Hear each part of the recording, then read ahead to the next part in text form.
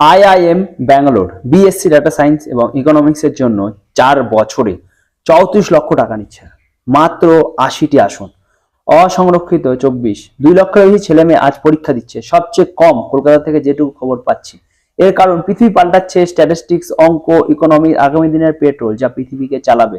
কিন্তু প্রশ্ন হলো, এই বিষয়গুলি কেন রাজ্য বিশ্ববিদ্যালয়গুলি বা কলেজ শুরু করছে না? ব্রাত্য বসুদের জিজ্ঞাসা করলেই টাকাই দোহাই দেবে, কিন্তু গত 11 বছর অর্থ কমিশন থেকে পাওয়া টাকার পরিমাণ হয়েছে দ্বিগুণ, সরকারি চাকরিদের সংখ্যা আধা, ডাক্তার নিয়োগ হয়নি।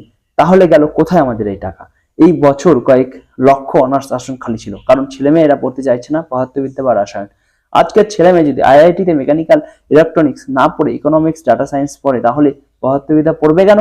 আজ আনন্দবাজারে দেখলাম আমাদের শ্রদ্ধেয় অধ্যাপক শ্রী তরুণকান্তি নস্কর বলেছেন, ছাত্ররা বেসরকারি কলেজে যাচ্ছে এনইপি জন্য।